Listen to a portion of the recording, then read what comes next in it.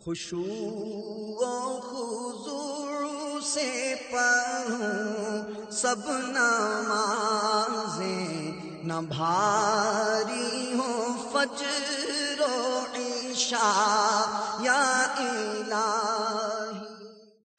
حروف کی صحیح ادائیگی ضروری ہے۔ اکثر لوگ طا، تا، سین، صاد، ثا، الف، عین، الف، حمزہ، عین، ہا، حا، ضاد، ذال، ظا میں کوئی فرق نہیں کرتے۔ یاد رکھیے حروف بدل جانے سے اگر معنی فاسد ہو گئے تو نماز نہ ہوگی۔ مثلا جس نے سبحان ربی العظیم میں عظیم کو عظیم یعنی را کے بجائے زا پڑھ دیا، نماز جاتی رہی۔ لہذا جس سے عظیم صحیح ادا نہ ہو اس کو چاہیے کہ وہ سبحان ربی الکریم پڑھے۔ خبردار خبردار خبردار، جس سے حروف صحیح ادا نہیں ہوتے اس کے لیے تھوڑی دیر مشق کر لینا کافی نہیں، بلکہ لازم ہے کہ انہیں سیکھنے کے لیے رات دن پوری کوشش کرے۔ اور اگر صحیح پڑھنے والے کے پیچھے نماز پڑھ سکتا ہے تو فرض ہے کہ اس کے پیچھے پڑھے، یا وہ آیتیں پڑھے جس کے حروف صحیح ادا کر سکتا ہے۔ اور یہ دونوں صورتیں ناممکن ہو تو زمانہ کوشش میں اس کی اپنی نماز ہو جائے گی۔ آج کل کافی لوگ اس مرض میں مبتلا ہیں کہ نہ انہیں قرآن صحیح پڑھنا آتا ہے نہ سیکھنے کی کوشش کرتے ہیں۔ یاد رکھیے اس طرح نمازیں برباد ہوتی ہیں۔ جس نے رات دن کوشش کی مگر سیکھنے میں ناکام رہا، جسے بعض لوگوں سے صحیح حروف ادا ہوتے ہی نہیں۔ اس کے لیے لازمی ہے کہ رات دن سیکھنے کی کوشش کرے، اور زمانہ کوشش میں وہ معذور ہے، اس کی اپنی نماز ہو جائے گی مگر صحیح پڑھنے والوں کی امامت ہرگز نہیں کر سکتا۔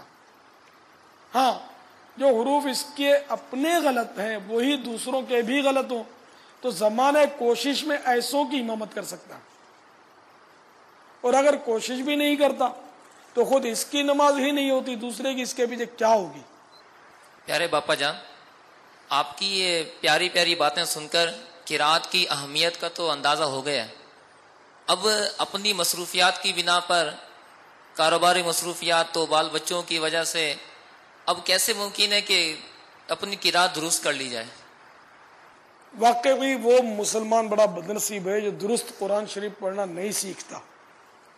الحمدللہ عز و جل تبلیغ قرآن و سنت کی عالمگیر غیر سیاسی تحریک دعوت اسلامی کے بے شمار مدارس بنام مدرسۃ المدینہ قائم ہیں۔ ان میں مدنی منوں اور مدنی منیوں کو قرآن پاک حفظ و ناظرہ کی مفت تعلیم دی جاتی ہے۔ نیز بالغان کو عموماً بعد نماز عشاء حروف کی صحیح ادائیگی کے ساتھ ساتھ سنتوں کی تربیت بھی دی جاتی ہے۔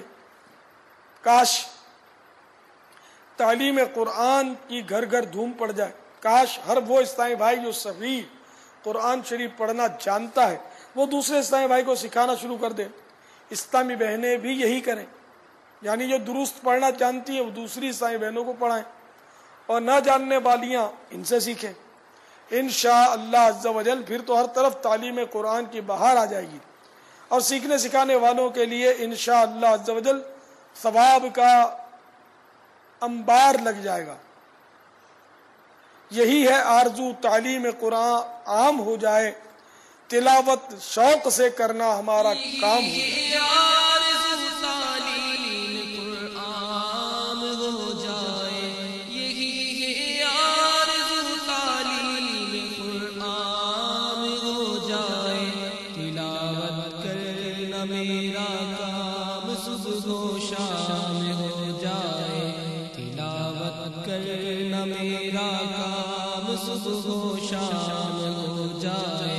اب یہ مدنی منوں کے جو مدرسے ہیں وہ دن کو ہیں، مدرسۃ المدینہ مدنی منوں اور مدنی منیوں کے، اور بڑے اسلامی بھائیوں کے مدرسۃ المدینہ رات کو ہوتے ہیں۔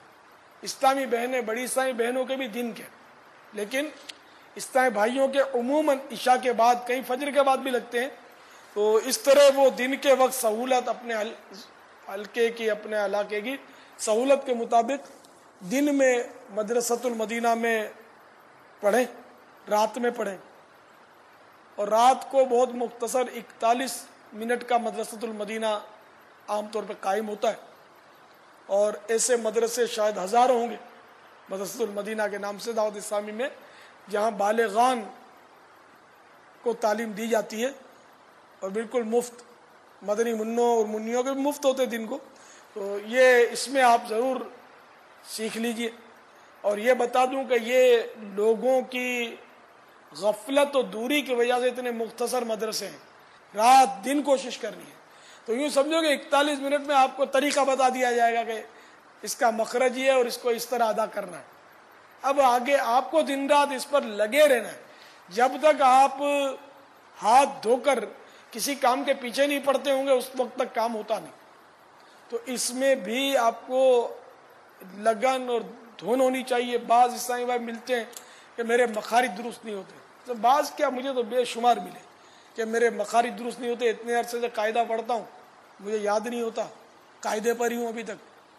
تو وہ بیچارے اسی طرح کے ہوتے ہیں کہ وہ رات کو جب مدرسۃ المدینہ بالغان میں جاتے ہیں تو وہ پڑھ کے جب قاعدہ بند کرتے ہیں تو دوبارہ پھر جب رات کو مدرسۃ المدینہ میں آتے ہیں اس وقت قاعدہ کھولتے ہیں. اس طرح تھوڑی یاد ہوگا. اب دیکھیں نا کہ ایک طالب علم ہے، وہ 4-6 گھنٹے تو پڑھتا ہے اسکول میں دنیاوی تعلیم کا، پھر اس کے لیے ٹیوٹر کا انتظام کیا جاتا ہے، تو ٹیوٹر اس کو پڑھانے آتا ہے، پھر ٹیوشن سینٹر میں بھی وہ جاتا ہے اور رت جگہ کر کر کے وہ پڑھتا ہے. یعنی دنیاوی تعلیم میں اتنا انہماک، مگر افسوس اخروی تعلیم آخرت میں کام آنے والی تعلیم جو ہے اس کے لیے بالکل مر کے وہ ہزاروں لاکھوں روپے خرچ کر کے پڑھتے ہیں دنیاوی تعلیم، اور بالکل ریگولر دن کو ان کو وقت ملتا ہے. رات کو کون اسکول چلاتا ہے؟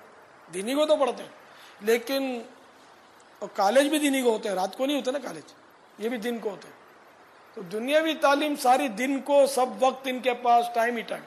لیکن اللہ کا دین سیکھنا ہے، قرآن پڑھنا ہے تو ہاتھ جوڑو، پیر پکڑو، منتیں کرو. آ گئے تو ان کی مہربانی، تھوڑی دیر کے لیے آ گئے. 41 منٹ کا مدرسہ رات کو، اس میں بھی گھر سے بلا کر لاؤ تو یہ بیٹھے، تو پھر چند روز آئے تو پھر غائب، تو پھر ڈھونڈو بھائی یہ کہاں گئے. کوئی پائی پیسہ نہیں، قاعدہ بھی فری، بھائی ہم قاعدہ آپ کو دیں گے، کہیں آپ پڑھتے ہو تو آپ 2 روپیہ قاعدہ بھی مت خریدو، ہم آپ کو دیں گے. آپ کی مہربانی ہوگی، بڑا احسان ہوگا کہ ہم سے آپ پڑھ لیں، ہے نا. ایک میں مثال دے رہا ہوں کہ اس طرح لجاجت کر کے، انفرادی کوشش کر کے، گھر سے بلا کر، ان کو لا کر پڑھانا ہوتا ہے. مگر وہی کہ وہ چند منٹ پڑھیں گے اور پھر دن کو کھولیں گے نہیں، اسی وقت آ کے دوسرے دن کھولیں گے تو کیسے یاد ہوگا. ابھی چند روز آئیں گے تو دے چھٹیاں، اگر سختی کا تو تصور نہیں ہے تو پکڑ کے زبردستی باندھ کے تو رکھا ہے اس کو کہ پڑھ بھائی. اب اس پہ سختی کی یا ڈانٹ پلائی تو پھر اس نے کہا نا. تو دین کی تعلیم کا معاملہ کتنا مظلوم ہے. آپ کو رحم نہیں آتا؟ میرا تو پھوٹ کر رونے کو جی چاہتا ہے کہ اتنا مظلوم ہے دین کا معاملہ کہ ہم اتنی منتیں کرتے ہیں. جیسے اجتماع کے لیے، مدنی قافلوں کے لیے کتنی منتیں کرتے ہیں، ہاتھ میں کون آتا. میں یقین مانے کہ میں نے اپنی زندگی میں اجتماع کی دعوتیں جو شروع میں نے بہت بیانات کیے ہیں، گلی گلی جا کر، کریا گاؤں شہر جا کر، اور میں نے لاکھ کو میں نے ہاتھ اٹھوائے ہوں گے کہ اتنے اجتماع کی پابندی. میں کہتا ہوں کہ جتنوں نے ہاتھ اٹھایا اور مجھ سے وعدے کیے نا، اگر یہ سارے کے سارے آج اجتماع میں آتے ہوتے تو مجھے تو نہیں پتا کہ دنیا کا کوئی روئے زمین کا کوئی گراؤنڈ ہمارے اجتماع کو کافی ہو. کہیں بھی نہ سما ہی نہیں. فیضان مدینہ کیا آدھا شہر گھیر لیں تو نہ سمائے. ایک یعنی مبالغہ، اتنے لوگوں سے میں نے مطلب یعنی کہ ترکیبیں بنائی اجتماع میں آنے کی. مگر ہاتھ اٹھا کر جان چھڑانے والی بات ہے. ہاں کہہ دو ورنہ یہ پھر مولانا پھر ضد کرے گا, آنا پڑے گا تم کو. تو بڑی ترکیبیں کرنی پڑتی ہے, بڑی حکمت عملیاں کرنی پڑتی ہیں. اس پر مجھے ایک اپنا پرانا واقعہ یاد آیا کہ ایک بار وہ کسی شہر میں نے بیان کیا, نواب شاہ میں. تو وہاں بیان کے دوران وہی میں نے کہا کہ ابھی پہلے میں جب دورے پہ جاتا تھا تو ذرا مبلغین کم ہوتے تھے, تو پہلے شروع میں تو میں ایک ہی عام طور پہ بیان کرتا تھا, تو پھر کچھ مبلغ بننے شروع ہوئے الحمدللہ. تو میں بھی بیان کرتا تھا دورے میں جا کر, عصر میں کروں تو کہیں مغرب میں کروں تو کہیں ظہر میں کروں, جیسا موقع. پھر عشاء میں سب کو اکٹھا کروں ایک مسجد میں کہ بھائی ادھر بڑا اجتماع ہوگا اور آپ آنا. تو وہی اوائل کا دور تھا. تو میں نے ایک جگہ نواب شاہ میں کسی مسجد میں پتہ نہیں عصر میں یا مغرب میں بیان کیا, اور بیان کے بعد میں نے کہا کہ اب عشاء کے بعد فلاں مسجد میں بیان ہوگا, اجتماع ہوگا, اس میں بیان ہوگا, دعا ہوگی, یہ ہوگا, ذکر ہوگا. اس طرح وہ ترغیب دلا کر تو میرا ہاتھ اٹھائیے کہ آپ تشریف لائیں گے. تو میں نے اس پر اصرار کیا کہ ہاتھ اٹھائیں. تو ایک صاحب غصے میں آ گئے, بولا ہو مولوی تم مسجد میں سب سے وعدہ لیتے ہو, ہم مسجد میں وعدہ نہیں کرتے. وہ ذرا غصے میں آ گیا وہ آدمی. مجھے کیا کرنا چاہیے اس کو؟ خیر یہ واقعہ میں تو سارا بھول گیا تھا, وہ بعد میں کسی نے مجھے یاد دلایا تو کسی حد تک یاد آ گیا. خیر تو میں نے اس کو جب اس نے یہ اڑی کی نا تو میں نے ایک دم اس کو گلے لگا لیا اس آدمی کو. ارے میں نے کہا دیکھو یہ آدمی سچا آدمی ہے, کتنا ڈرتا ہے اللہ سے کہ وعدہ جب ہی کرے آدمی کہ پورا کرے, ورنہ وعدہ کیوں کرے. تو اب آپ لوگ بھلے ہاتھ اٹھاتے ہو, آپ آؤ یا نہ آؤ یہ ضرور آئیں گے. یعنی جب اس میری ترکیب سے ہاتھ میں نہیں آیا تو میں نے دوسری تدبیر چلا دی, اس میں ایک تیر سے نہیں گرے تو دوسرا تیر مار دیا. اب یہ مطلب ظاہر ہے کہ وہ جب ایک آدمی کو مولوی کو جھاڑو اور 4 آدمی تو میری ہاں میں کرنے والے تو تھے ہی, وہ اس کی ہمت تھی جو مجھے اس نے اتنا سختی کی. تو پھر بھی جب میں نے اس کو پیار دیا تھا, اب کیا بولے گا, مروت میں وہ مار کھا گیا وہ آدمی.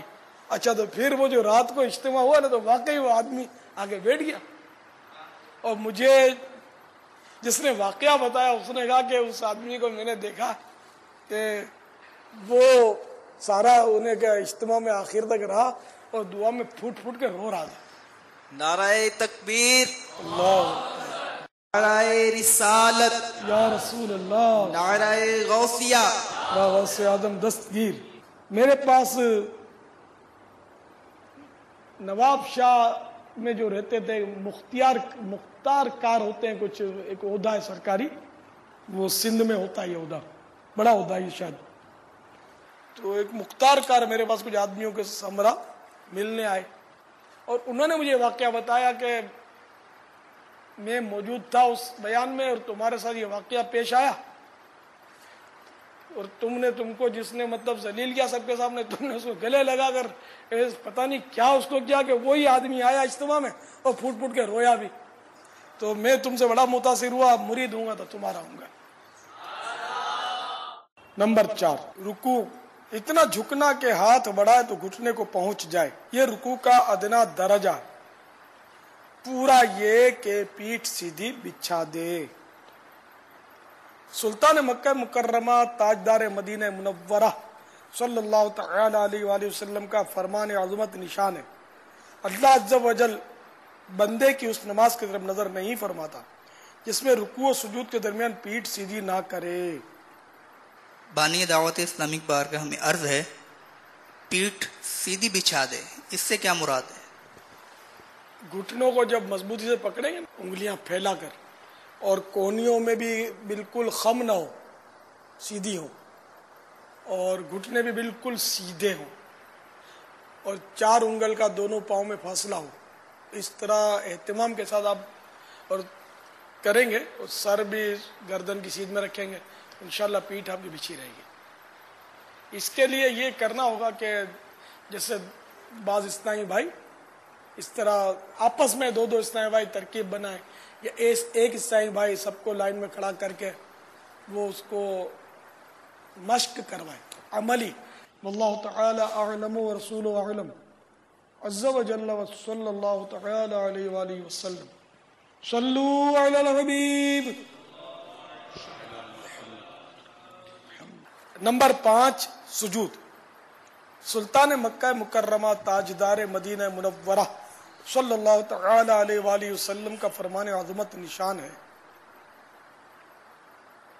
مجھے حکم ہوا کہ 7 ہڈیوں پر سجدہ کروں، منہ اور دونوں ہاتھ اور دونوں گھٹنے اور دونوں پنجے، اور یہ حکم ہوا کہ کپڑے اور بال نہ سمیٹوں.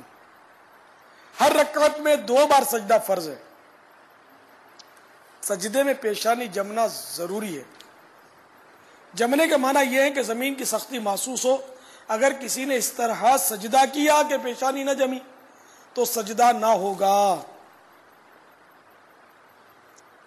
کسی نرم چیز مثلا گھاس جیسا کہ باغ کی ہریالی، روئی یا قالین، کارپیٹ وغیرہ پر سجدہ کیا تو اگر پیشانی جم گئی یعنی اتنی دبی کہ اب دبانے سے نہ دبے تو سجدہ ہو جائے گا، ورنہ نہیں.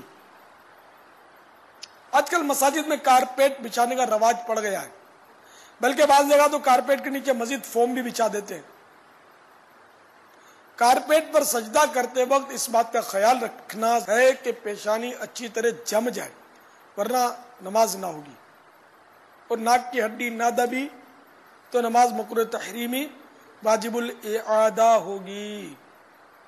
کمانی دار یعنی اسپرنگ والے گدے پر پیشانی خوب نہیں جمتی، لہذا نماز نہیں ہوگی. پیارے باپا جان، کیا کارپیٹ میں نقصان بھی ہے؟ کارپیٹ کا ایک تو سب سے بڑا نقصان یہ ہے کہ سجدے میں دشواری ہوتی ہے. اگر کارپیٹ نرم ہے تو مجھے تو سچی بات ہے اتنی کوفت ہوتی ہے کہ بعض مسجدیں جب عالی شان ہوتی ہیں نا اس کا کارپیٹ بھی قیمتی ہوتا ہے. یہ سائیڈ ایفیکٹ ہوتا ہے. اور نیچے فوم ڈال دیتے ہیں. یہ باہر ملکوں میں اس کا زیادہ معاملہ ہے، تو اب اس پر سجدہ ہوتا نہیں ہے. اب سجدے کے لیے پیشانی جمانا لازم. اب وہ جمع ہو تو پھر امامہ وہ گرنے کا پورا خطرہ تھی. امامہ سنبھالو، سجدہ کرو، تو بالکل یعنی کہ خشوع آتا نہیں نماز میں، دل لگتا ہی نہیں. ایک تو یہ کوئی چھوٹا سائیڈ ایفیکٹ تو نہیں ہے، کارپیٹ کا نقصان چھوٹا تو نہیں ہے، نماز ہی میں چین نہیں پڑتا. مزید یہ کہ صحیح معنوں میں کارپیٹ کی صفائی نہیں ہو پاتی، لہذا دھول وغیرہ جمع ہوتی اور جراثیم پرورش پاتے ہیں. سجدے میں سانس کے ذریعے جراثیم، گرد، غبار وغیرہ اندر داخل ہو جاتے ہیں. کارپیٹ کا رواں پھیپھڑوں میں جا کر چپک جانے کی صورت میں معاذ اللہ عز و جل کینسر کا خطرہ پیدا ہوتا ہے. بسا اوقات بچے کارپیٹ پر قے، بلکہ مریض بھی قے یا بچے پیشاب وغیرہ کر ڈالتے ہیں. بلیاں گندگی کرتی، چوہے اور چھپکلیاں مینگنیاں کرتے. کارپیٹ ناپاک ہو جانے کی صورت میں عموماً پاک کرنے کی زحمت بھی نہیں کی جاتی. کاش کارپیٹ بچھانے کا رواج ہی ختم ہو جائے. واللہ تعالی اعلم ورسولہ اعلم عز وجل وصلی اللہ تعالی علیہ وآلہ وسلم. صلو علی الحبیب صلی اللہ تعالی علی محمد. بارگاہ امیر اہل سنت میں عرض ہے کہ ناپاک کارپیٹ پاک کرنے کا طریقہ بھی ارشاد فرما دیجیے. کارپیٹ پر اگر جیسے بچے نے پیشاب کر دیا یا ناپاک ہو گیا کسی وجہ سے، تو جس حصے پر ناپاک ہوا اس حصے کو پاک کرنا. پورا کارپیٹ ناپاک نہیں ہوا، تھوڑا جو بھی حصہ ہے تو कारपेट का नापाक हिस्सा एक बार धोकर लटका दीजिए, यहां तक कि टपकना मौकूफ हो जाए, फिर दोबारा धोकर लटकाइए हत्ता कि टपकना बंद हो जाए, फिर तीसरी बार इसी तरह धोकर लटका दीजिए। जब टपकना बंद हो जाएगा, आखिरी कतरा जब उसका टपक जाएगा तो कारपेट पाक हो जाएगा। चटाई, जूता और मिट्टी का वो बर्तन वगैरह जिसमें पानी जज्ब हो जाता हो, इसी तरह पाक कीजिए। अगर नापाक कारपेट या कपड़ा वगैरह बहते पानी में, मसलन दरिया, नहर में या टूटी के नीचे इतनी देर रख छोड़ें कि जन्ने गालिब हो जाए कि पानी नजासत को बहाकर ले गया, तब भी पाक हो जाएगा। कारपेट पर बच्चा पेशाब कर दे तो उस जगह पर पानी के छींटे मार देने से वो पाक नहीं होता। याद रहे, एक दिन के बच्चे या बच्ची का पेशाब भी नापाक होता है। इसकी तफसीली मालूमात के लिए बाहर शरीर हिस्सा 2 का मुताला फरमा लीजिए। ये कितना बड़ा साइड इफेक्ट है कारपेट का। घर में कारपेट बिछा हुआ होता है, सब यानी कि आमतौर पर नमाजी लोग उस पर पढ़ते होते हैं। कारपेट बिछाना कोई गुनाह का काम नहीं है, नाजायज नहीं है, लेकिन अब बीचों बीच उसके बच्चे ने पेशाब कर दिया। बच्चे तो घर में होते हैं कि कभी पेशाब ही नहीं करते होंगे, कभी उनको किसी को कही नहीं आती होगी। यहाँ तक कि जब बकरीद आती है ना, तो जिस तरह वो बेहतियातियां होती है ना, वो मुझे इसका अंदाजा है। वो जिस तरह वो अगर नीचे का घर है तो बहते खून से आलूद पांव लेकर चढ़ जाना कारपेटों पर, कतरे टपकाना खून के, जो कहो वो थोड़ा है। इतनी बेहतियातियां हैं क्या हद हो गई। तो छींटे मार दिए, समझते पाक हो गए। तो अब बीचों बीच बच्चा पेशाब कर दे। घर में तो बच्चे होते हैं आमतौर पर, जिनके बच्चे हैं तो क्या पेशाब नहीं करते। अब अगर बीचों बीच कारपेट में उसने पेशाब कर लिया, आपने देख लिया, मेरे ऐसे हो तो गश लग जाए, देख ले तो। एक मिसाल है, अगर मेरे घर में हो तो मैं इसको बीच में पाक कैसे करूंगा। कितनी बड़ी कोना चलो नापाक हो गया तो तरकीब बन जाएगी। एक बार कहीं मैं किराए के घर में था, उन दिनों की बात है, बाहर मुल्क। तो एक पड़ोस की बच्ची ने कारपेट पर कर दिया पेशाब, तो किनारे पर पेशाब किया था, वो कुछ हिस्से पर कारपेट बिछा था। सख्त सर्दियां और मतलब तो पतला था, तो नमाज में पेशानी खाली फर्श पर। मेरी आदत है कि मैं खाली फर्श पर नमाज आमतौर पे पढ़ता हूँ। सख्त सर्दी में बाद औक़ात ये सजदा उस पर कर लेते हैं बिछे हुए पे, तो कारपेट पर भी सजदा नाजायज नहीं है। तो वो कारपेट ही ऐसा था कि जो इस पे पेशानी जमाने में कोई तकलीफ नहीं होती, बिल्कुल पतला। खैर उस पर कर दिया उसने पेशाब, अब क्या करें, तो पाक कैसे करें। घर में पाक करने का तो इतना वो तरकीब होती नहीं है, इस तरह इतना बड़ा कारपेट उठा के ये छोटे से हमाम में कैसे पाक हो। तो फिर हमने तरकीब ये निकाली कि एक ईसाई भाई जिनके पास विला, बड़ी कोठी होती है, बंगला, बंगले को विला बोलते, शायद इसको कोठी भी बोलते हैं, तो उनको तैयार किया, उनको मसला समझाया कि इस तरह पाक करते हैं कि तुम्हारे घर की दीवार पे इसको डाल दो और इस तरह पाइप के जरिए तुम ऊपर चढ़ के तुम पर कोई छींटे न उड़े और इसके हिस्से को यूं पाक करो। तो उस गरीब ने वो पाक करके हमको दिया, तो फिर उसको कुछ जान में जान आई। अब तो हुस्सास आदमी के लिए बड़ा मतलब इसमें वो परेशानी होती है, और जो हुस्सास नहीं होता उसको तो जो पाकी नापाकी के जो मैंने अंदाज देखे लोगों के, पता नहीं कि मैं गलत हूं या इतने सारे लोग गलत कैसे हो सकते हैं। हर लेके अगर आंखों देखी नापाकी है, आंखों देखी नापाकी, तो फिर मैं गलत नहीं। और सिर्फ वसाविस हो तो फिर वसाविस पर नहीं जाना चाहिए कि अब जैसे मैंने अर्ज किया कि घर में कारपेट बिछा हुआ है, बच्चे भी हैं, तो क्या कभी बच्चे ने मुता ही नहीं होगा, اس پر نماز کیسے پڑھیں؟ تو یہ کہلائے گا وسوسہ، وہم، شبہ. ہم نماز پڑھیں گے، ہماری نماز ہو جائے گی. ہم اس کو صرف قیاس پر کہ کبھی نہ کبھی بچے نے پیشاب تو کیا ہوگا، سمجھ میں تو آتا ہے کیا تو ہوگا کبھی نہ کبھی.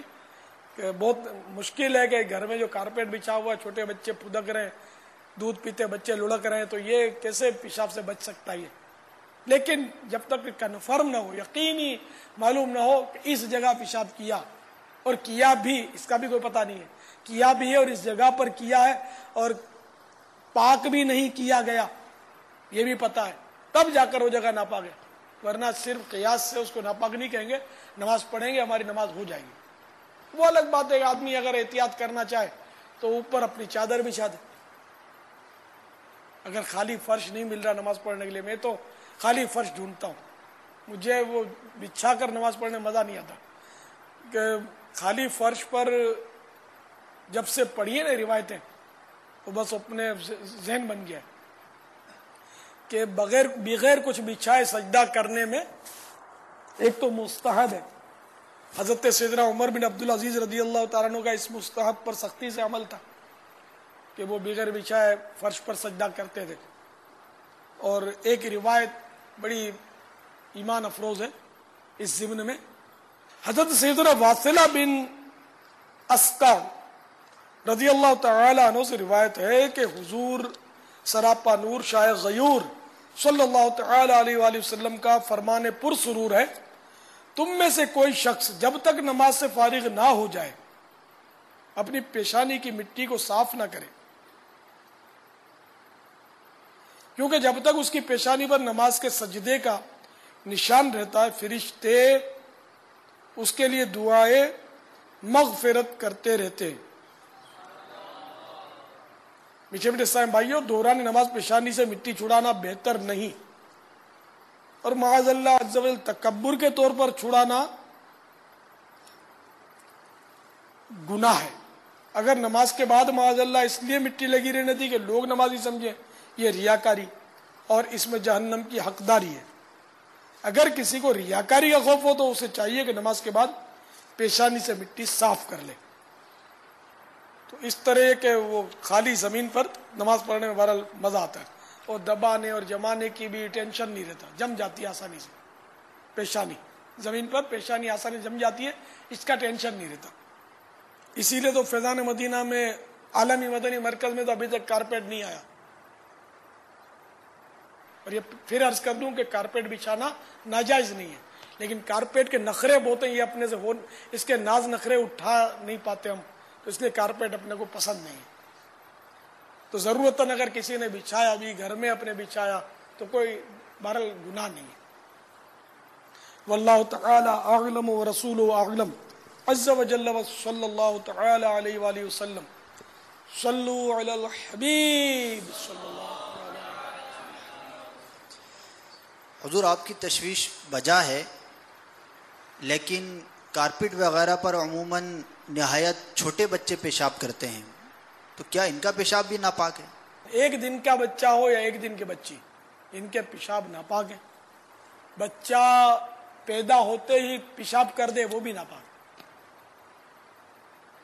یہ عوامی رومر ہے، ابھی تو دودھ پیتا ہے، غذا تھوڑا ہی کھاتا ہے.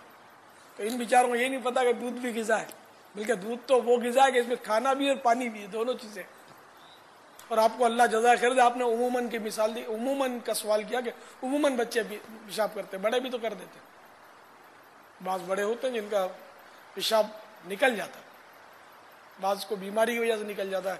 اور الٹی تو بچہ ہو یا بڑا سب کو اچانک اچھولگا لگا، بیمار ہے، مریض ہے، بخار چڑھا ہوا ہے، پڑا ہوا ہے، اور ایک دم اچھول گیا آنکھ کر کے اس نے الٹی کی، منہ بھرائی، ہو ناپاک تو ہے. اگر اس میں کھانا صفرا یا پانی نکلا، ہاں بلغم خالص نکلا تو ناپاک نہیں ہے. بلغم کی تو پتہ نہیں، کبھی دیکھنا بھی یاد نہیں پڑتا کہ نکلی ہو کسی کو. عام طور پہ کھانا ہی نکلتا الٹی تو ناپاک ہو گیا. بڑا پیشاب بعضوں کا جلاب ہو جاتا ہے مریض کو، تو اس کے بھی امکان رہتا ہے. یا خون زخم پاؤں میں لگ جاتا ہے، کانچ لگ گیا، کیل بھگ گئی، اور کارپیٹ پہ آپ کھڑے ہوئے اور قطرے ٹپکنا شروع ہو گئے تو خون کے قطرے اگر آپ کے کارپیٹ پہ گرے تو وہ حصہ بھی تو ناپاک ہو گیا نا. ایک بار میں نے وہ خون ٹیسٹ کروانے کے لیے نکلوایا، اتفاق سے میں کارپیٹ کے ایک پیس پر بیٹھا ہوتا، ایک چھوٹا سا ٹکڑا میرے گھر میں یہاں پر کارپیٹ کا ایک چھوٹا سا ٹکڑا ہے، وہ ضرورتاً کام آتا ہے. اور ایک پرانے کارپیٹ کے 2 ٹکڑے ہیں، وہ وضو خانے پر 2-3 ٹکڑے لگائے ہوئے تاکہ وہ وضو کر کے استائی بھائی جب چلتے ہیں نا، وضو خانہ ہے، استائی بھائی آتے جاتے رہتے ہیں تو وہ پھر فرش پر وہ پاؤں کے نشانات بنا دیتے ہیں. تو وہ ان کا کہ یہ چلیں تو ان کے پاؤں پوچھنے کے لیے سمجھو وہ پائدان کا کام دے رہے وہ کارپیٹ کے پیس. تو بہرحال ایک کارپیٹ کے ٹکڑے پر میں بیٹھا ہوا تھا اور میں نے وہ ٹیسٹ کرنے کے لیے خون نکالا سرنج سے استائی بھائی نے. اب وہ بے احتیاطی میں وہ سرنج سے خون، سرنج بولتے ہیں یہ انجیکشن جس کو ہم بولتے ہیں، انجیکشن کی جو نلکی ہوتی ہے نا اس ساری کو سرنج بولتے ہیں، اور سرنج کے ساتھ جو لگتی ہے اس کو نیڈل بولتے ہیں، جس سے دباتے ہیں نا آلہ اس کو وہ بولتے ہیں اپنے پسٹن. تو وہ پسٹن دب گیا یا کیا ہوا تو خون کا ایک قطرہ وہ میرے کارپیٹ پہ گر گیا. اکثر وہ نماز میں میرے استعمال ہوتا ہے، یعنی نماز میں سجدہ تو عام طور پر نہیں کرتا، میں اس پہ کھڑے ہو کر زمین کے فرش پر سجدہ کرتا ہوں. اب تقریباً اسی جگہ پر جو میری مخصوص جگہ تھی اسی کے قریب وہ قطرہ خون کا گرا. اب وہ آزمائش میں آ گیا، اب میں کیا کروں؟ اب وہ کیا قطرے کو پھر اس پہ نشان لگایا کہ یہ اب اپنے وہ پاک کرنا ہے. تو بہرحال جب توفیق ملی وہ حصہ پاک کیا گیا. تو یہ آزمائش، اب میں بچہ بھی نہیں ہوں، اوسا مریض بھی نہیں ہوں کہ جس کی وجہ سے بے احتیاطی میں، بے خیالی میں یا اچانک کوئی قے وغیرہ ہو گئی، ایسا بھی نہیں. تو خون کا قطرہ گر گیا. تو یہ تو سب کے گھر میں اس کے امکانات موجود ہیں، روشن امکانات ہیں. اور سارے گھر میں جو کارپیٹ ہے، جو پھر کارپیٹ آپ کو یہ بھی پتا ہوگا کہ وہ چپکاتے ہیں. وہ چپکانے کا جو مشہور ایک لوشن آتا ہے، اس کا نام شاید تقریباً کو معلوم ہوگا، ٹیوب آتی ہے. وہ نام لینا میں پسند نہیں کرتا اس لیے کہ وہ نام اللہ کا نام ہے، عبد کے بغیر اس کو پکارنا نہیں چاہیے، لیکن وہ نام اس کا مشہور وہی ہے، ویرائٹی. اللہ کرے وہ کمپنی والے میری آواز سن رہے ہو تو اللہ کرے وہ نام ہی بدل دیں. اب جب ایک چیز پاپولر ہو جاتی ہے نا تو گڈ ول بن گئی اس نام. اب وہ نفس کے لیے بڑا گرا ہے بدلنا. اس سے باقاعدہ وہ چپکا دیتے ہیں زمین پر، وہ کھاڑنا بھی بہت مشکل ہوتا ہے. اب ایسے کارپیٹ پر اگر خون گرا، موت گرا تو کیا ہو، کس طرح پاک کرتے ہوں گے، اللہ بہتر جانے. واللہ تعالی اعلم ورسولہ اعلم عز وجل وصلی اللہ تعالی علیہ وآلہ وسلم. صلو علی الحبیب صلی اللہ تعالی علیہ وسلم. توبوا الی اللہ. صلو علی الحبیب صلی اللہ تعالی علی محمد. نمبر 6 قاعدہ اخیرہ، یعنی نماز کی رکعتیں پوری کرنے کے بعد اتنی دیر تک بیٹھنا کہ پوری تشہد یعنی پوری التحیات رسولہ تک پڑھ لی جائے، فرض ہے. 4 رکعت والے فرض میں چوتھی رکعت کے بعد قاعدہ نہ کیا تو جب تک 5ویں کا سجدہ نہ کیا ہو بیٹھ جائے. اور اگر 5ویں کا سجدہ کر لیا، یا فجر میں دوسری پر نہیں بیٹھا تیسری کا سجدہ کر لیا، یا مغرب میں تیسری پر نہ بیٹھا اور چوتھی کا سجدہ کر لیا، ان سب صورتوں میں فرض باطل ہو گئے مغرب کے علاوہ، اور نمازوں میں 1 رکعت مزید ملا لے. نمبر 7 خروج بسنعہ، یعنی قاعدہ اخیرہ کے بعد سلام یا کلام یعنی بات چیت وغیرہ کوئی ایسا فعل قصدن مطلب کہ ارادتن کرنا جو نماز سے باہر کر دے، یہ خروج بسنعہ کی تعریف. مگر سلام کے علاوہ کوئی فعل قصدن پایا گیا تو نماز واجب الاعادہ ہوگی، اور اگر بلا قصد کوئی اس طرح کا فعل پایا گیا تو نماز باطل، ٹوٹ گئی۔ یعنی یوں سمجھو اس کو کہ التحیات پڑھ لی، قاعدہ اخیرہ آپ کا مکمل، تو درود ابراہیم چلو پڑھ لیا، دعا بھی پڑھ لی، قاعدہ اخیرہ ہو گیا۔ اب خروج بسنعہ، یعنی آپ کو نماز سے خارج ہونا ہے تو ایسا فعل کرنا پڑے گا۔ صرف آپ نے بیٹھے بیٹھے اب یہ طے کر لیا کہ میری نماز پوری ہو گئی تو بھلے ساری رات بیٹھے رہے، ٹھیک، نماز پوری آپ کی ختم نہیں ہوئی جب تک کوئی ایسا فعل قصدن نہیں کریں گے جس سے نماز ٹوٹتی ہے۔ قصدن کرنے سے مراد کیا فعل، کیا حال ہے بھائی، یہ بات کی نا آپ نے، اپنے ارادتاً بات کی، کیا حال ہے، آپ نماز سے باہر ہو گئے، مگر نماز مکروہ تحریمی ہوگی۔ اور اگر آپ نے قصدن نہیں، بے خیالی میں کسی کو دیکھ کر پوچھ لیا کیا حال ہے، پھر یاد آئے میں تو نماز میں ہوں، تو اب یہ بلا قصد جو آپ نے کیا حال ہے پوچھا نا، تو یہ نماز باطل ہو گئی، آپ کی ٹوٹ گئی، ختم ہو گئی، دوبارہ پڑھنی پڑے گی۔ لہذا واجب یہ ہے کہ نماز سے باہر ہونے کے لیے سلام کے ذریعے باہر ہو، تو اس لیے وہ طریقہ جو ہے السلام علیکم ورحمۃ اللہ، یہ دو سلام مطلب اس طرح۔ تو پہلی بار جب یہ آپ نے خروج بسنعہ نماز سے فارغ ہونے کے لیے السلام یہ کہتے ہی نماز سے آپ باہر ہو گئے، علیکم ورحمۃ اللہ بھی کہیں گے لیکن وہ السلام لفظ سلام کہتے ہی نماز آپ کی خلاص،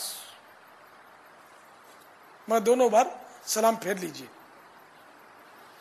تو یہ واجب ہے کہ سلام کے ساتھ نماز سے فارغ ہو، اور فرض یہ ہے کہ کوئی نہ کوئی ایسا فعل کیا جائے جس سے قصدن کیا جائے جس سے نماز سے بندہ فارغ ہو جائے۔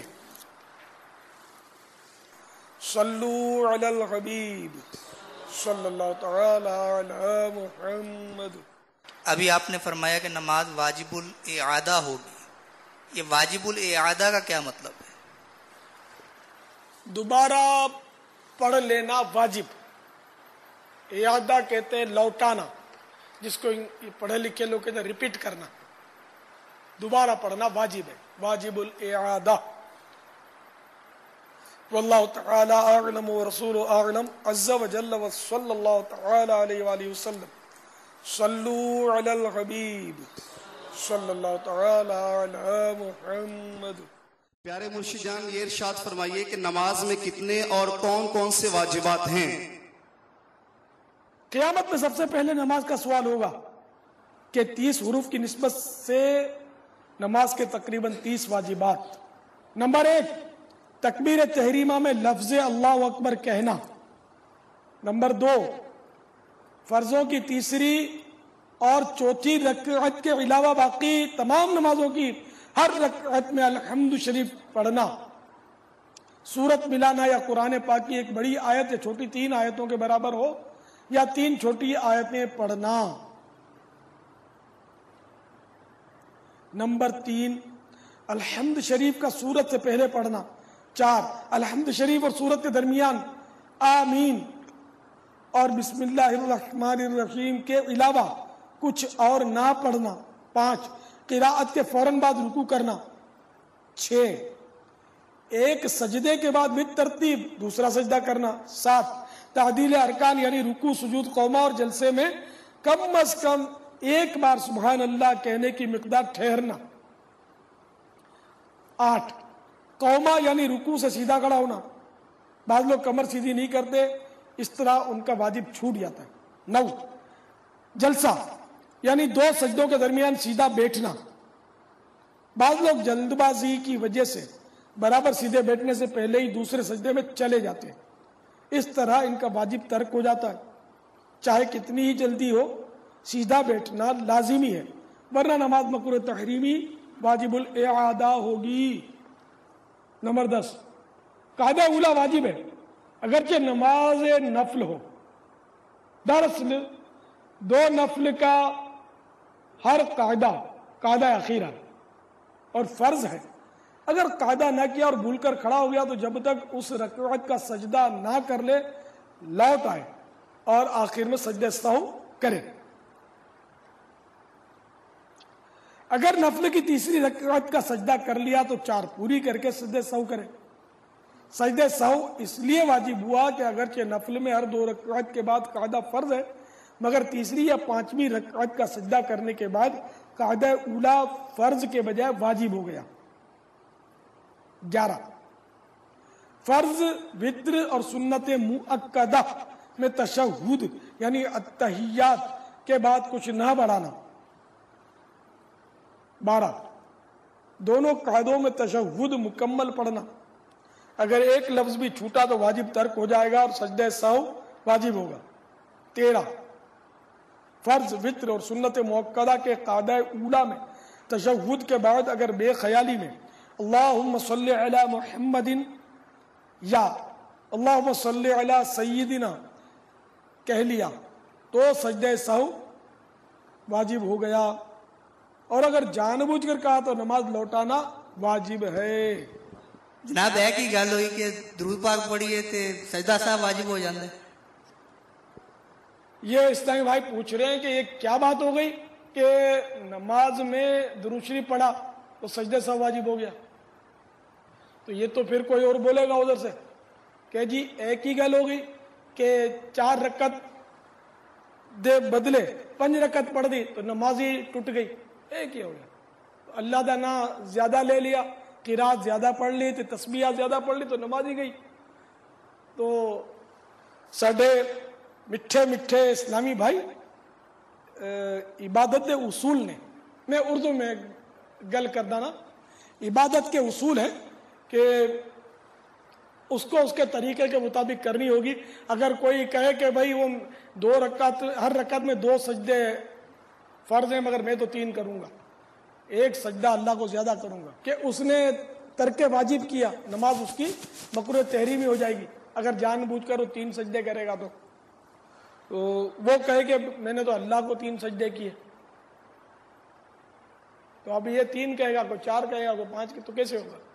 میرے آقا اعلی حضرت امام اہل سنت مولانا شاہ احمد رضا خان علیہ رحمت الرحمان کی خدمت میں ایک بڑا دلچسپ سوال ہوا کہ ایک صاحب ہیں، وہ رکوع میں اپنا چہرہ کعبے کی طرف رکھتے ہیں. رکوع جب کرتے ہیں تو نگاہیں پاؤں کے پنجوں پہ رکھنی مستحب ہے. تو وہ بندہ جو ہے وہ بولتا ہے کہ منہ کعبے کی طرف ہونا چاہیے، تو وہ منہ کعبے کی طرف رکھتے ہیں رکوع میں.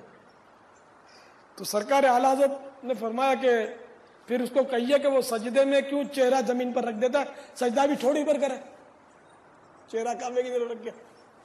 تو اعلی حضرت تو اعلی حضرت ہے نا. جیسے کہ اعلی حضرت کی خدمت میں سوال ہوا کہ وہ اگر کوئی بوڑھا آدمی ہے تو شادی کرنا چاہتا ہے، داڑھی سفید ہے، تو وہ کالا خضاب لگا سکتا ہے نہیں؟ تو اعلی حضرت نے فرمایا کہ سینگ کٹنے سے بوڑھا بیل بچھڑا نہیں بن جاتا.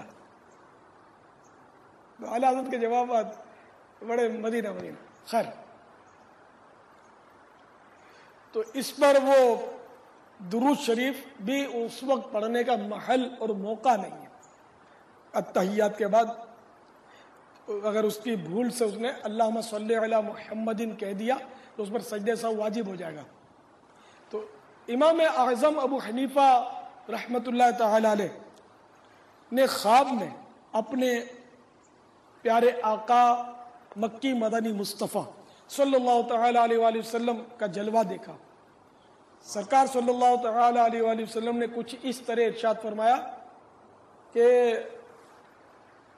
تم نے مجھ پر درود شریف پڑھنے والے پر سجدہ سہو کیوں واجب قرار دیا؟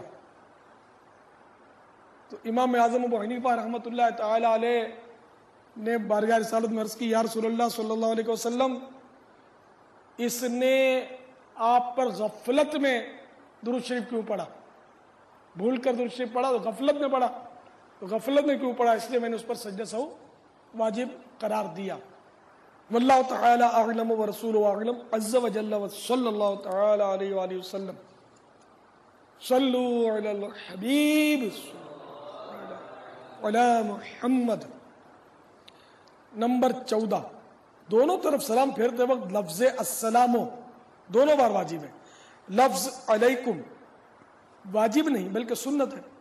15 وتر میں تکبیر قنوت کہنا. 16 وتر میں دعا قنوت پڑھنا. 17 عیدین کی 6 تکبیریں. 18 عیدین میں دوسری رکعت کی تکبیر رکوع اور اس تکبیر کے لیے لفظ اللہ اکبر ہونا.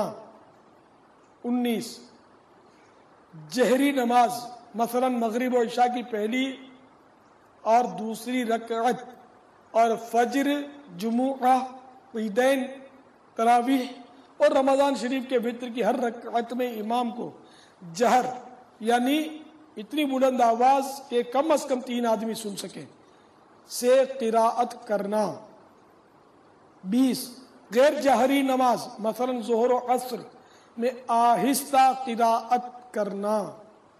21 ہر فرض واجب کا اس کی جگہ ہونا. 22 رکوع ہر رکعت میں ایک ہی بار کرنا.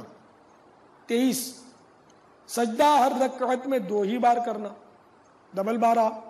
دوسری رکعت سے پہلے قاعدہ نہ کرنا. 25 4 رکعت والی نماز میں تیسری رکعت پر قاعدہ نہ کرنا. 26 آیت سجدہ پڑھی ہو تو سجدہ تلاوت کرنا. عدیل سجدہ تلاوت کہیں کریدا ہے؟ سجدہ تلاوت کیسے کیا جائے؟ جی کھڑا ہو کر اللہ اکبر کہتا ہوا سجدے میں جائے اور کم سے کم 3 بار سبحان ربی الاعلی کہے، پھر اللہ اکبر کہتا ہوا کھڑا ہو جائے.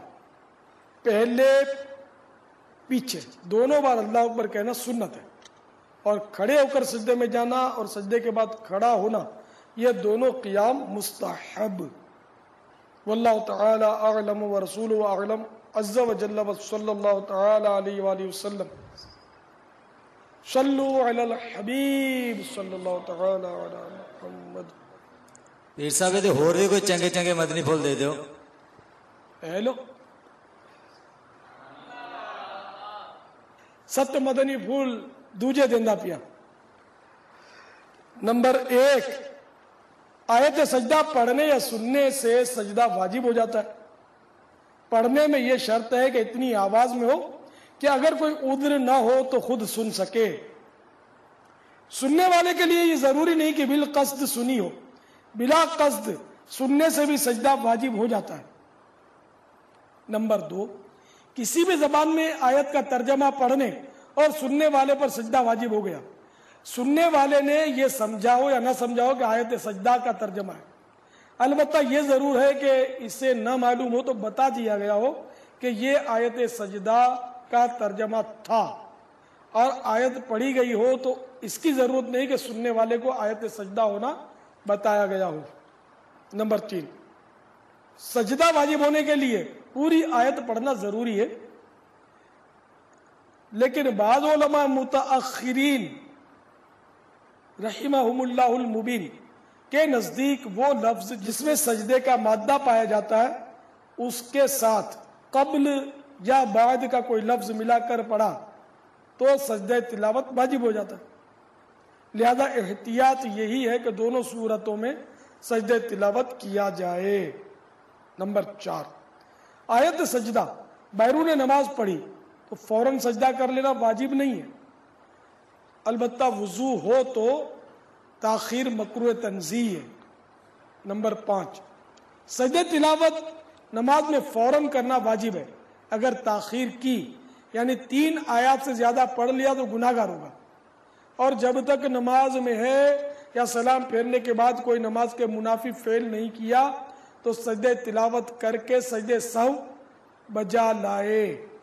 سجدہ تلاوت کے لیے اللہ اکبر کہتے وقت نہ ہاتھ اٹھانا ہے نہ اس میں تشہد یعنی التحیات ہے نہ سلام.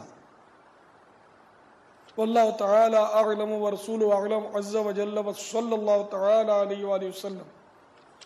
صلو علی الحبیب صلی اللہ تعالی علی محمد.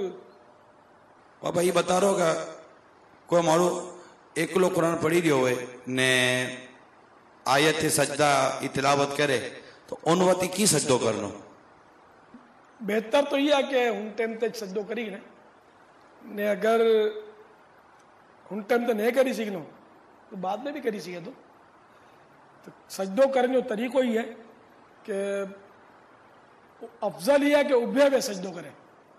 ابھے ہوئے اللہ اکبر چوئنے سجدے میں بھی نے 3 وقت یا 5 وقت سبحان ربی الاعلی پڑھے. اچھی اللہ اکبر چوئنے سجدے سے باہر اچھی انہیں کہ وہی انہیں سلام پھیرن جن میں ضرورت نہیں, بس اللہ اکبر چوئنے وہی بھی ہو تو اس سجدے تلاوت پورو تھی ہو. یہ میمنی میں سوال کیا گیا کہ اکیلا قرآن پاک پڑھتا ہو اور آیت سجدہ آ گئی تو سجدے تلاوت کا کیا کریں؟ تو میں نے اس کا جواب یہ عرض کیا بہتر یہ کہ اسی وقت سجدہ تلاوت کر لے, کوئی اور مانع نہ ہو تو. سجدہ تلاوت کا طریقہ یہ ہے کہ کھڑے کھڑے یعنی افضل طریقہ, بیٹھے بیٹھے بھی سجدہ کر سکتا ہے, کھڑے کھڑے اللہ اکبر کہتا ہوا سجدے میں جائے اور 3 بار یا 5 بار یا 7 بار سبحان ربی الاعلی کہے, پھر اللہ اکبر کہتا ہوا سجدے سے باہر آ جانے. اب بھلے بیٹھ جائے قاعدے میں یا جلسے میں جس طرح بیٹھتے دونوں بیٹھ جائے اور سجدہ اس کا سجدہ تلاوت ادا ہو گیا, دونوں طرف سلام پھیرنے کی ضرورت نہیں ہے.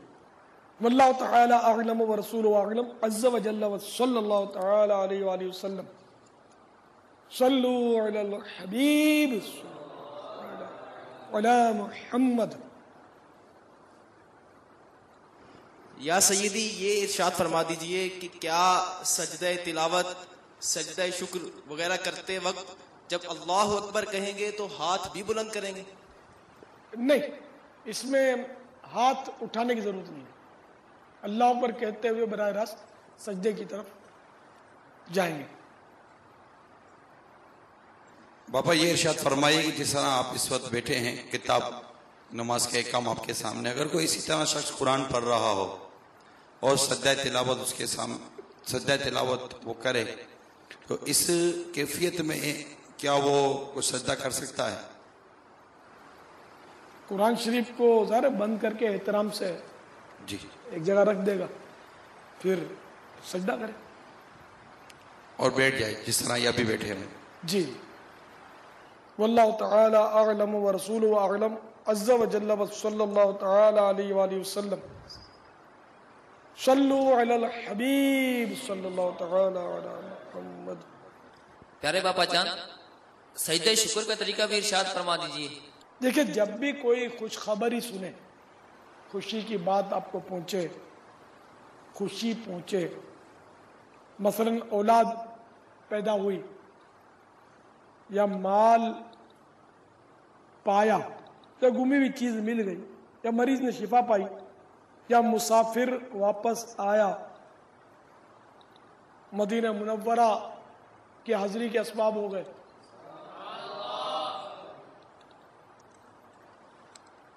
کوئی آپ کی پسندیدہ کتاب یا رسالہ شائع ہو کر مشتہر ہوا, اعلان ہوا, اس کا نئی VCD کا اعلان ہوا اور آپ کو خوشی ہوئی, یعنی کہ سنتوں بھری VCD مثلا مکتبۃ المدینہ نے جاری کر دی اور آپ کو پتہ چلا تو دل خوش ہوا, تو خوشی ہوئی. تو کسی نعمت کے حصول پر اس طرح کی کوئی بھی نعمت حاصل ہو تو سجدہ شکر کرنا مستحب ہے. اس کا طریقہ وہی ہے جو سجدہ تلاوت کا ہے. اسی طرح کسی پر انفرادی کوشش کامیاب ہوئی اور وہ دعوت اسلامی کے سنتوں کی تربیت کے مدنی قافلے میں سفر کے لیے تیار ہو گیا, کسی سنی عالم باعمل کی زیارت ہو گئی, مبارک خواب نظر آیا, طالب علم دین امتحان میں کامیاب ہوا, آفت ٹلی یا کوئی دشمن اسلام مرا وغیرہ وغیرہ مواقع بھی سجدہ شکر کے ہیں۔ ابو جہل کی ہلاکت کی جب خبر بارگاہ شاہ بحر و بر صلی اللہ تعالی علیہ وآلہ وسلم میں پیش کی گئی تو میرے آقا صلی اللہ تعالی علیہ وآلہ وسلم نے سجدہ شکر ادا فرمایا تھا۔ واللہ تعالی اعلم ورسولہ اعلم عز و جل صلی اللہ تعالی علیہ وآلہ وسلم۔ صلو علی الحبیب صلی اللہ تعالی علی محمد۔ 27 سجدہ سہو واجب ہوا ہو تو سجدہ سہو کرنا۔ 28 دو فرض یا دو واجب یا فرض و واجب کے درمیان 3 تسبیح کی قدر یعنی 3 بار سبحان اللہ کہنے کی مقدار وقفہ نہ ہونا۔ 29 امام جب قراءت کرے خواہ بلند آواز سے ہو یا آہستہ آواز سے مقتدی کا چپ رہنا۔ 30 قراءت کے سوا تمام واجبات میں امام کی پیروی کرنا۔ واللہ تعالی اعلم ورسولہ اعلم عز و جل صلی اللہ تعالی علیہ وآلہ وسلم۔ صلو علی الحبیب صلی اللہ تعالی علی محمد۔ یہ 30 نماز کے واجبات کا بیان کیا گیا۔ اس میں ضمناً کچھ اور سوالات بھی آ گئے۔ خشوع و خضوع سے پڑھوں سب نمازیں، نہ بھاری ہوں فجر و عشاء یا الہی۔ امیر اہل سنت کی بارگاہ میں عرض ہے کہ تکبیر تحریمہ نماز کا ایک فرض ہے، تو کیا اس فرض سے متعلقہ کچھ سنتیں بھی ہیں؟ اگر ہیں تو ارشاد فرما دیجیے۔ جی ہاں، تکبیر تحریمہ کے لیے سنتیں عرض کرتا ہوں۔ 11ویں شریف کی نسبت سے تقریباً 11 سنتیں تکبیر تحریمہ کے متعلق سماعت فرمائیے۔ نمبر 1 تکبیر تحریمہ کے لیے ہاتھ اٹھانا۔ نمبر 2 ہاتھوں کی انگلیاں اپنے حال پر یعنی نارمل چھوڑنا، کہ نہ بالکل ملائیے نہ ان میں تناؤ پیدا کیجیے، یعنی اس طرح، نہ یوں نہ یوں۔ نمبر 3 ہتھیلیوں اور انگلیوں کا پیٹ قبلہ رو ہونا۔ 4 تکبیر کے وقت سر نہ جھکانا۔ 5 تکبیر شروع کرنے سے قبل دونوں ہاتھ کانوں تک اٹھا لینا۔ نمبر 6 اور 7 تکبیر قنوت اور تکبیرات عیدین میں بھی یہی سنتیں ہیں۔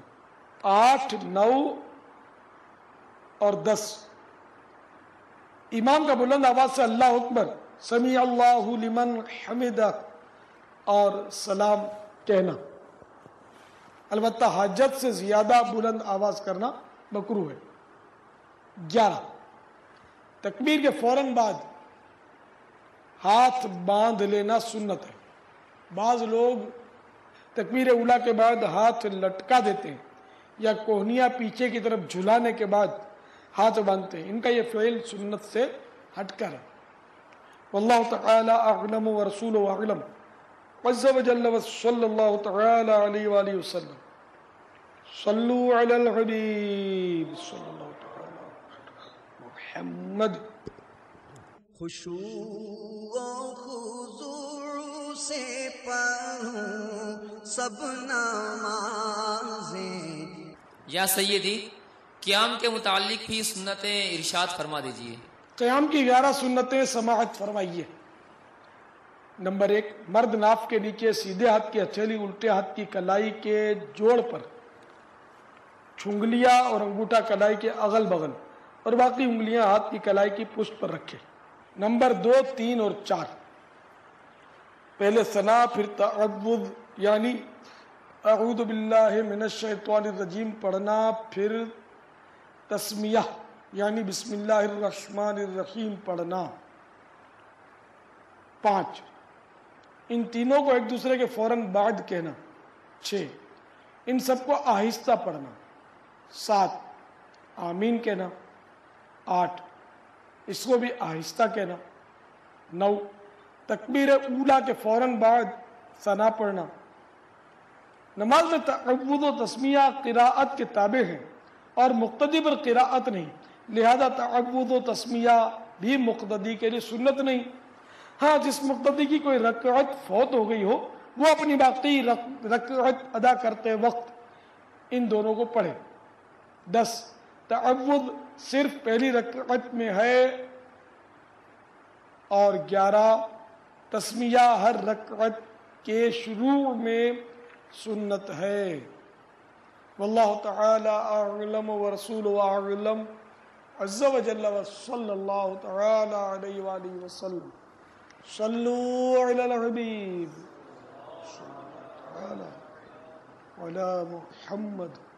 پیارے امیر اہل سنت، آپ نے قیام کی سنتوں میں آمین کہنا بھی ارشاد فرمایا ہے۔ یہ بھی ارشاد فرمائیے کہ منفرد یا جماعت کے ساتھ نماز پڑھنے والے کو آمین بلند کہنا چاہیے یا آہستہ آواز میں؟ حنفیوں کے نزدیک آمین آہستہ کہنی چاہیے، یہی سنت ہے۔ واللہ تعالی اعلم ورسولہ اعلم عز وجل وصلی اللہ تعالی علیہ وآلہ وسلم۔ صلوا علی الحبیب صلی اللہ تعالی علی محمد۔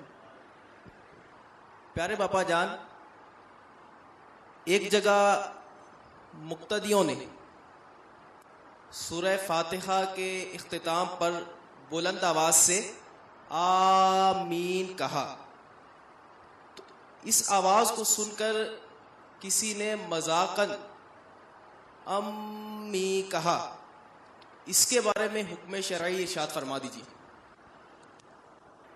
یہ ہے تو بہت بری بات، کیونکہ نماز میں بلند آواز سے آمین کہنا شافعیوں کے نزدیک ہے، وہ کہتے ہیں۔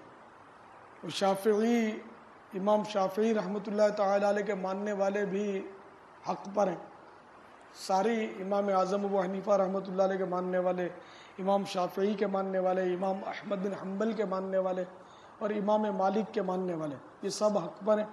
فقہی مسائل میں اختلافات ہیں، تو یہ وہ اختلافات ہیں جن کو حدیث پاک میں باعث رحمت کہا گیا ہے، اجتہادی معاملات ہیں یہ۔ تو اس میں جو یہ شافعی حضرات زور سے آمین کہتے ہیں وہ اپنی جگہ پر درست ہیں، غلط نہیں ہے۔ تو اب اگر کسی نے مذاق اڑایا اور اس کے مذاق اڑانے کی نیت یہ تھی، یعنی آمین جب کہا تو اس نے کہا آمین، تو اگر مقصود آمین ہی کا مذاق اڑانا تھا جب تو یہ کفر ہے۔ واللہ تعالی اعلم ورسولہ اعلم عز وجل وصلی اللہ تعالی علیہ وآلہ وسلم۔ صلوا علی الحبیب صلی اللہ تعالی علی محمد۔ خشوع و خضوع سے پڑھوں سب نمازیں۔ بارگاہ امیر اہل سنت میں عرض ہے کہ رکوع کی سنتیں ارشاد فرما دیجیے۔ رکوع کی 8 سنتیں سنیے۔ نمبر 1، رکوع کے لیے اللہ اکبر کہنا۔ 2، رکوع میں 3 بار سبحان ربی العظیم کہنا۔ 3، مرد کا گھٹنوں کو ہاتھ سے پکڑنا۔ 4، انگلیاں خوب کھلی رکھنا۔ 5، رکوع میں ٹانگیں سیدھی رکھنا۔ بعض لوگ کمان کی طرح ٹیڑھی کر لیتے ہیں، یہ مکروہ ہے۔ 6، رکوع میں پیٹھ اچھی طرح بچھی ہو، حتیٰ کہ اگر پانی کا پیالہ پیٹھ پر رکھ دیا جائے تو ٹھہر جائے۔ 7، رکوع میں سر اونچا نیچا نہ ہو، پیٹھ کی سیدھ میں ہو۔ سرکار مدینہ صلی اللہ تعالی علیہ وآلہ وسلم کا فرمان باقرینہ ہے، اس کی نماز ناکافی ہے، یعنی کامل نہیں، جو رکوع و سجود میں پیٹھ سیدھی نہیں کرتا۔ اللہ کے پیارے حبیب صلی اللہ تعالی علیہ وآلہ وسلم کا ارشاد حقیقت بنیاد ہے، رکوع و سجود کو پورا کرو کہ خدا کی قسم میں تمہیں اپنے پیچھے سے دیکھتا ہوں۔ جس طرح ہم سامنے سے دیکھتے ہیں نا، ہمارے آقا صلی اللہ علیہ وسلم پیچھے سے بھی دیکھتے تھے۔ یہ حدیث پاک مسلم شریف جلد اول صفحہ 180 پر ہے، نمبر 8۔ بہتر یہ کہ اللہ اکبر کہتا ہوا رکوع کو جائے، یعنی جب رکوع کے لیے جھکنا شروع کرے اور ختم رکوع پر تکبیر ختم کرے۔ جب رکوع کے لیے جھکنا شروع کرے تو اللہ اکبر کہنا شروع کرے، اور جب رکوع میں پہنچ جائے تو اب اللہ اکبر پورا کر لے اپنا اسی سفر کے دوران۔ اس مسافت کو پورا کرنے کے لیے اللہ کی لام کو بڑھائے، اکبر وغیرہ کسی حرف کو نہ بڑھائے، اکبر کی با وغیرہ کسی حرف کو نہ بڑھائے۔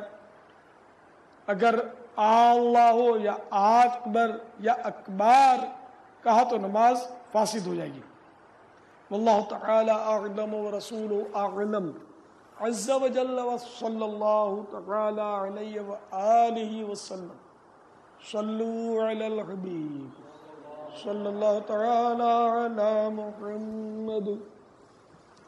بارگاہ امیر اہل سنت میں عرض ہے کہ ابھی آپ نے رکوع میں پیٹھ سیدھی نہ کرنے والے کے بارے میں وعید سنائی۔ اگر کوئی شخص کسی عذر یعنی مرض کی وجہ سے پیٹھ سیدھی نہ کر سکتا ہو تو اس کے بارے میں آپ کیا ارشاد فرماتے ہیں؟ یہ تو استثناء موجود ہے نا، مرض اس کے لیے یہ ایک استثناء ہے کہ اس وجہ سے سیدھی نہیں کرتا تو کوئی حرج نہیں۔ واللہ تعالی اعلم ورسولہ اعلم عز وجل وصلی اللہ تعالی علیہ وآلہ وسلم۔ صلو علی الحبیب صلی اللہ علی محمد۔